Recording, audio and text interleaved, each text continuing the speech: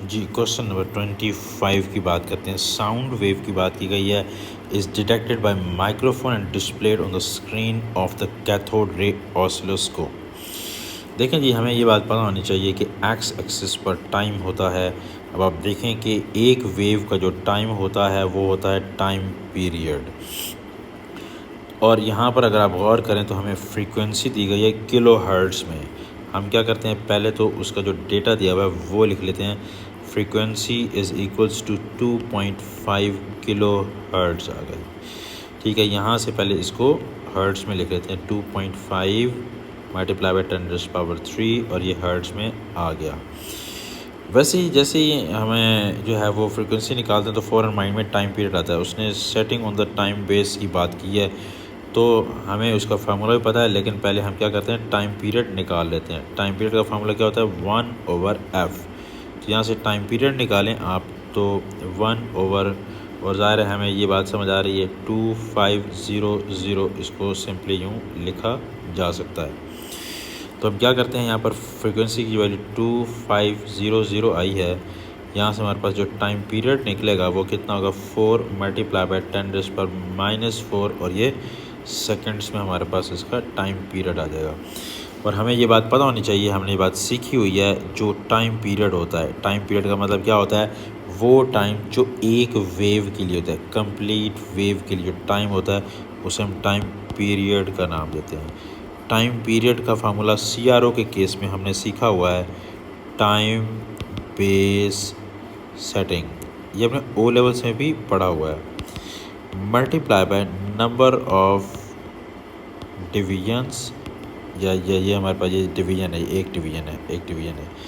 Number of divisions किसके लिए, for one wave.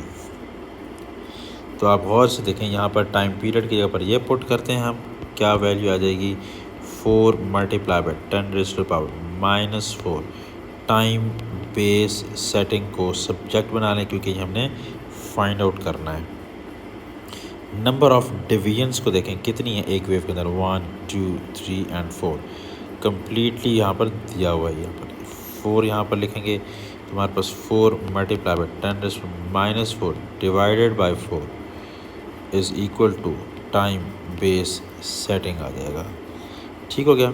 तो अगर हम इसको डिवाइड करेंगे तो मैं ये 4 से कैंसिल कर दें, 1 multiply by 10⁻⁴ time base setting आ गई।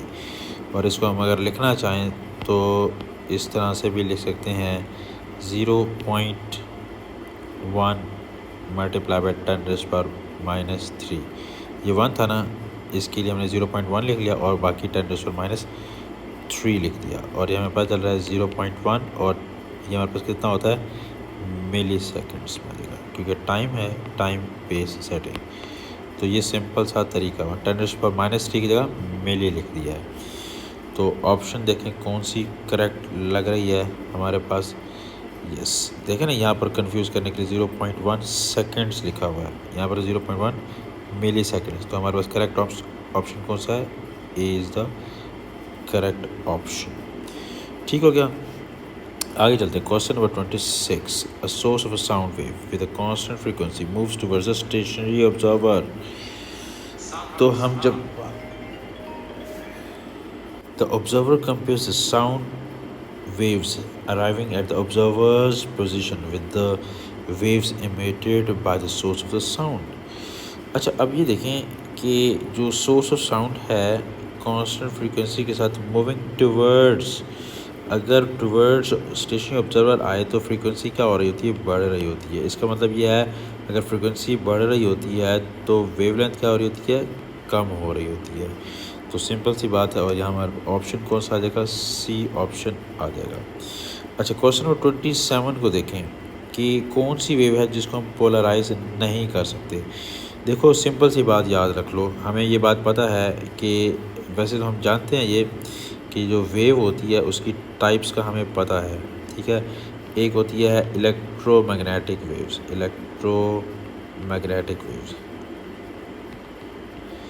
दूसरा क्या होता है हमारे पास, मैकेनिकल वेव्स। मैकेनिकल वेव्स की दो टाइप्स होती है, कौन सी, ट्रांसवर्स वेव्स और क्या होती है लॉन्गिट्यूडनल वेव, लॉन्गिट्यूडनल वेव। और याद रखो इसमें इलेक्ट्रोमैग्नेटिक वेव्स को पोलराइज किया जा सकता है, ट्रांसवर्स वेव्स को पोलराइज किया जाता है, लेकिन इलेक्ट्रोमैग्नेटिक वेव्स को पोलराइज नहीं किया जा सकता। और हमें पता है कि इसमें लॉन्गिट्यूडनल वेव की फेमस एग्जांपल ओ लेवल्स में पड़ी हुई है, वो हमारे पास कौन सी है, साउंड वेव है। ठीक हो गया, तो हमारे पास ऑप्शन क्या हो गया, बी हो गया। पोलराइज का मतलब समझते हैं ना, मतलब ये हमारे पास जो दो डायरेक्शंस हैं इसमें एक अगर रोक सकें, एक फ़िल्टर्ड हो जाए तो या ये मिल जाए या फिर हमें ये मिल जाए, तो ये पोलराइज्ड होती है। लेकिन जो हमारे पास लॉन्गिट्यूडनल होता है उसमें ये परपेंडिकुलर वाला केस नहीं होता, अलोंग वाला केस होता है। ठीक है, इसीलिए सिंपली हम इसको क्या करेंगे, साउंड वेव को सिलेक्ट कर लेंगे। B option is the correct option.